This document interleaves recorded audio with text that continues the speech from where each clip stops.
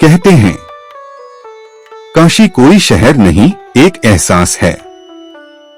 यहाँ आने का निमंत्रण इंसान नहीं, स्वयं महादेव देते हैं। बनारस में आकर अगर आपने बनारसी पान नहीं खाया तो आपकी जो यात्रा है वो अधूरी है। सही बात। हर हर महादेव पार्वती पते, स्वागत है आपका मोक्ष की नगरी में काशी।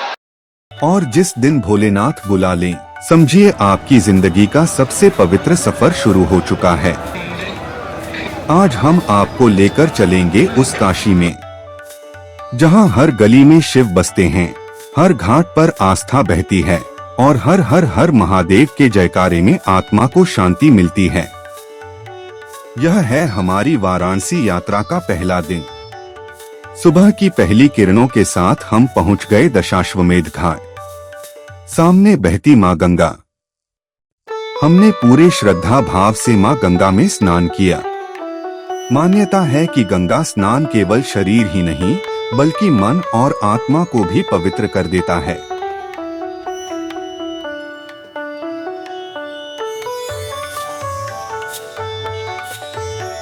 गंगा स्नान के बाद हम निकल पड़े काशी विश्वनाथ मंदिर की ओर।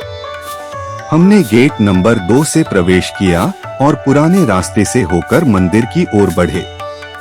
काशी की ये संकरी गलियां अपने आप में एक अलग संसार हैं। दोनों ओर फूलों की दुकानें, रंग बिरंगी मालाएं, बेलपत्र, रुद्राक्ष, अगरबत्तियों की सुगंध।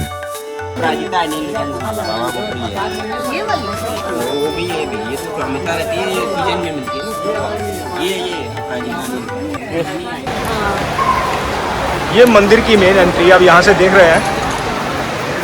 मणिकर्णिका घाट से एंट्री करते हुए हम यहाँ जो नया कॉरिडोर है वो दिखा रहे हैं आपको। बहुत खूबसूरत, ज़्यादा रश नहीं है। हम पुराने रास्ते से आए, ओल्ड रास्ता है जो गीता प्रेस। हम देख रहे हैं कि कहाँ पे शूज़ और मोबाइल कहाँ देने हैं। आगे हुए नहीं, मैं कह रही थी सनी को, इन्होंने ना ये पंडाल लगा के ना उसकी खूबसूरती है ना ढकती है। राम मंदिर की तरह खुला होना चाहिए, गार्डन पैच होना चाहिए। ऊपर से बारिश और धूप से कौन बचाएगा। पर गूंजता हर हर महादेव। यही तो है असली काशी, जहां हर गली में इतिहास है, हर मोड़ पर आस्था है और हर चेहरा किसी न किसी रूप में शिवमय दिखाई देता है। कुछ ही देर में हम पहुंच गए भव्य काशी विश्वनाथ कॉरिडोर। इतनी विशाल और दिव्य जगह जहां प्राचीनता और आधुनिकता का अद्भुत संगम देखने को मिलता है।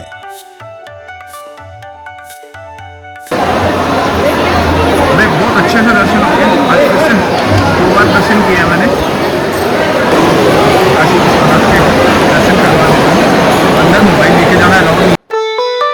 इसके बाद शुरू हुई हमारी सबसे पवित्र यात्रा, बाबा विश्वनाथ के दर्शन। हम अपने साथ लाया हुआ पवित्र जल शिवलिंग पर अर्पित किया और भोलेनाथ का आशीर्वाद प्राप्त किया। Hello everybody. So you might be wondering where was the queue? The queue is right there, this long. Now there's literally nothing. अभी हमने दो बार दर्शन किए। हमने दो बार दर्शन किए। हमने मिठाई उधर से ली। इधर एंट्री है और एग्जिट भी है। फोन नहीं लेके आता है, ये बहुत दिक्कत होती है। दर्शन के बाद हम मंदिर परिसर के आसपास बनी दुकानों की ओर पहुँचे। यहाँ से हमने बाबा का प्रसाद लिया। कुछ भी लगे, लेकिन अंदर का प्रसाद सबसे बेस्ट होता है। बाहर के प्रसाद से बहुत अच्छा होता है। आपको 15 से 20 दिन इसकी क्वांटिटी है तो आपका चलेगा और स्वाद भी बढ़ेगा। काशी का प्रसिद्ध लाल पेड़ा, स्वादिष्ट लड्डू और कई तरह के प्रसाद उपलब्ध थे। प्रसाद डिफरेंट आइटम्स लिए मीठापन। एक ये पेड़ा है, जो लड्डू है, ये पता नहीं चल रहा है। ये पेड़ा है ना? पेड़ा है, ठीक है, तो हम टेस्ट करेंगे। पेड़ा है, लड्डू है। लड्डू है। ये पहले लाल पेड़ा खाया, कमाल का था। गुड़ का बना हुआ था और खोया था शायद। बनारसी पेड़ा और हमने मंदिर परिसर के अंदर से ही लिया, हमने बाहर कोई दुकानों से नहीं लिया जो रजिस्टर्ड शॉप्स हैं। अच्छी लगी, हमने ना पूरे 1 किलो का पैकेट नहीं लिया, हमने थोड़े थोड़े 3 पैकेट अलग अलग ये लिए। 1 किलो लेते हम तो अच्छा नहीं होगा, मतलब ज़्यादा टेस्ट थोड़ा सा लेते तो ज़्यादा टेस्ट होती है। इसमें चावल है, हाँ चावल का लड्डू पता है, चावल का है, थोड़ी सूजी है और थोड़े हाँ बादाम भी है थोड़ा। थोड़े बादाम डाले हैं। सॉफ्ट है। कब ना आगे वाला खोलो, तीसरा क्या है? Next one and the last one. This is the laddu or the peda. Let's see. देसी घी का Peda. पेड़ा है ना देसी घी वाला। मारवाड़ी मेवा देसी घी है। हाँ मेवे का ये लाल पेड़ा सबसे अच्छा है।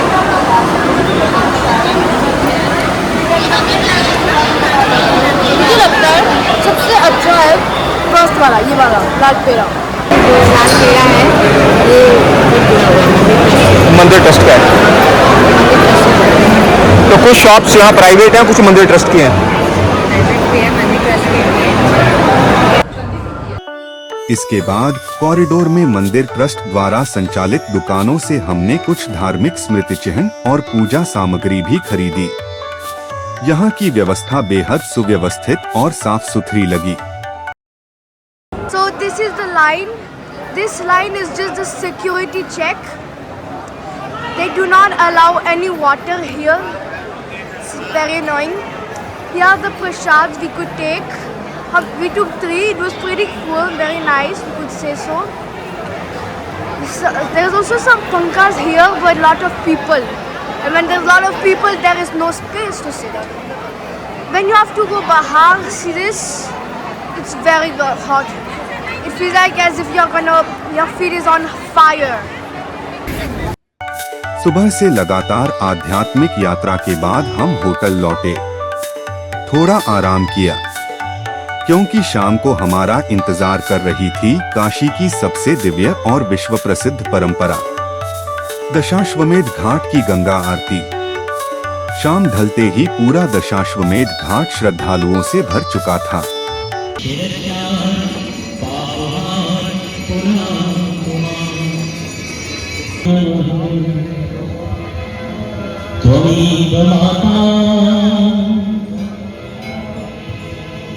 पिता त्वमेव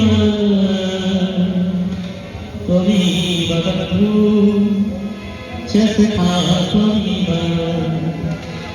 त्वमेव विद्या द्रविणं त्वमेव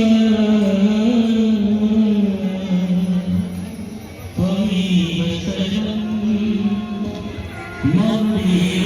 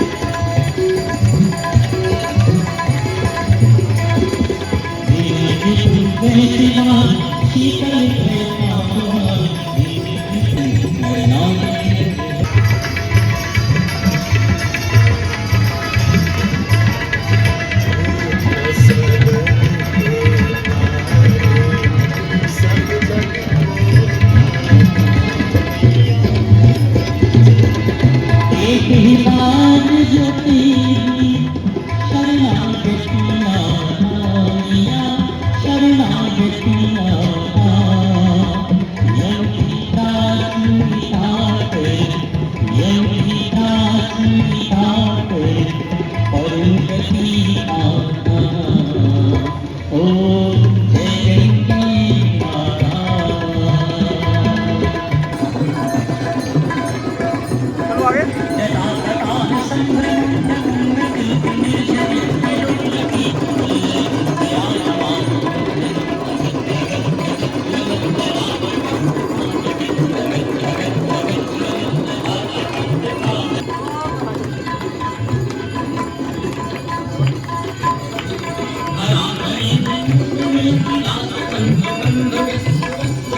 हजारों लोग, देश विदेश से आए यात्री, सैकड़ों दीप, घंटियों की गूंज, वेद मंत्रों का उच्चारण और सामने मां गंगा। फिर शुरू हुई वह अद्भुत आरती। एक साथ कई आचार्य बड़े बड़े दीपों से मां गंगा की आराधना कर रहे थे। शंखनाद से पूरा वातावरण गूंज उठा। ऐसा लग रहा था मानो स्वयं देवता इस आरती के साक्षी हो। हर दीप की लौ, हर मंत्र, हर धूप की सुगंध सीधे मन के भीतर उतर रही थी। उस क्षण आंखें अपने आप बंद हो जाती हैं, हाथ अपने आप जुड़ जाते हैं और मन केवल एक ही बात कहता है, हे मां गंगा और हे बाबा विश्वनाथ, आपका आशीर्वाद हमेशा बना रहे। गंगा आरती के बाद का नज़ारा। आरती के बाद हमने पैदल ही घाटों की ओर चलना शुरू किया। दशाश्वमेध घाट से लेकर मणिकर्णिका घाट तक का यह सफर बिल्कुल अलग अनुभव था। रात के समय भी घाटों पर जीवन चल रहा था। कहीं भजन, कहीं साधु ध्यान में लीन, कहीं श्रद्धालु दीप प्रवाहित कर रहे थे। और मणिकर्णिका घाट, रात का नज़ारा मणिकर्णिका घाट का कुछ इस तरह का है। देख लीजिए, कहते हैं ये घाट हमेशा जलता रहता है। जहां जीवन और मृत्यु का सबसे गहरा सत्य एक साथ दिखाई देता है। यहीं आकर महसूस होता है कि काशी केवल जीना नहीं सिखाती, बल्कि जीवन का वास्तविक अर्थ भी समझाती है। अब आपको बताते हैं इस यात्रा का एक खास हिस्सा। वाराणसी आने से ठीक एक दिन पहले हम पहुंचे थे प्रयागराज। वहां हमने पवित्र त्रिवेणी संगम में नाव से जाकर स्नान किया। यहीं गंगा, यमुना और अदृश्य सरस्वती का संगम होता है। सनातन धर्म में इस स्थान का अत्यंत महत्वपूर्ण स्थान है। मान्यता है कि यहाँ स्नान करने से अनेक जन्मों के पापों का नाश होता है।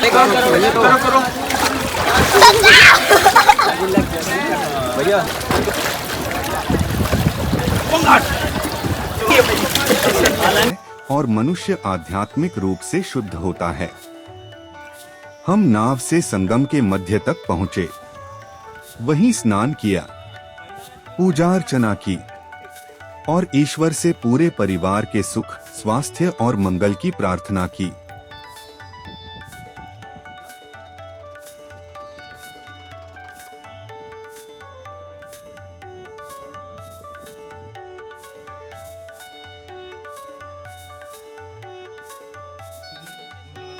इसके बाद प्रयागराज के आसपास स्थित कुछ प्रमुख मंदिरों के भी दर्शन किए।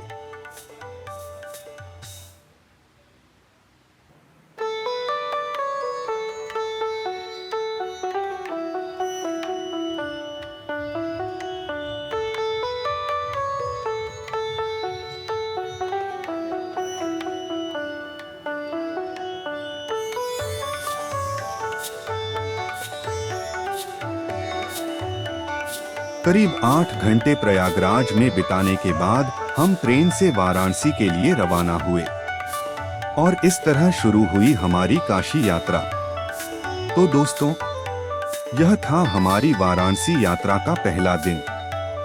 गंगा स्नान, बाबा विश्वनाथ के दिव्य दर्शन, काशी की गलियां, विश्व प्रसिद्ध गंगा आरती और आध्यात्मिक अनुभवों से भरा एक ऐसा दिन जिसे शायद हम कभी भूल नहीं पाएंगे। अगले एपिसोड यानी डे 2 में हम आपको दिखाएंगे वाराणसी का स्वाद, यहाँ का प्रसिद्ध स्ट्रीट फूड, स्थानीय बाजार और शहर की कई अनदेखी जगहें। भोलेनाथ से यही प्रार्थना है कि उनका आशीर्वाद आप सभी पर हमेशा बना रहे।